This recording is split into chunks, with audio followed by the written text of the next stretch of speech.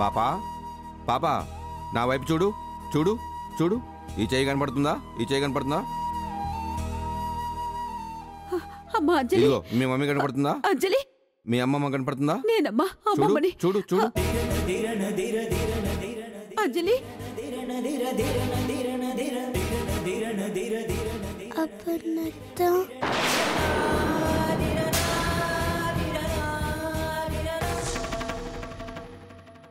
అపర్ణత అపర్ణత అపర్ణత.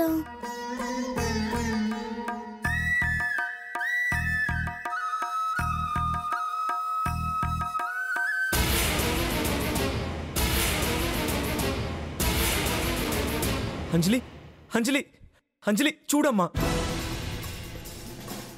ఏమైంది డాక్టర్? స్పృహలోకి వచ్చి వెనక్కి వెళ్ళిపోయింది అబ్బాయి. అంత మన అదృష్టం సుకన్య. ఏంటి? అదేరా మన దురదృష్టం అంటోంది. ఇంతకీ అపర్ణ ఎవరు? ఉందిలేండి ఒక దెయ్యం, రాక్షసి. ఎందుకు అడిగారు? పాప ఆమెను గుర్తు చేసుకుంటుంది అంటే ఖచ్చితంగా పాప బ్రెయిన్లో అపర్ణకు సంబంధించిన ఆలోచనలు ఉండి ఉంటాయి. ఓసారి ఆమెను తీసుకొస్తే పాప త్వరగా స్పృహలోకి వచ్చే అవకాశం ఉంది. సాధ్యమైనంత త్వరగా ఆమెను తీసుకురండి. ఓకే డాక్టర్, నేను వెళ్ళి తీసుకొస్తాను. అవసరం లేదు.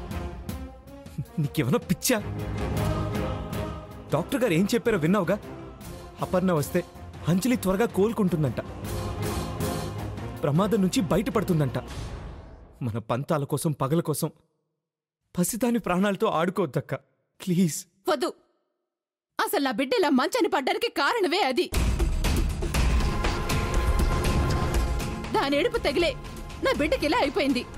అలాంటి రాక్షసి చూపు గాని దాని నీడ గాని నా బిడ్డ మీద పడ్డానికి వీల్లేదు. దాని మాట నా బిడ్డ వినకూడదు.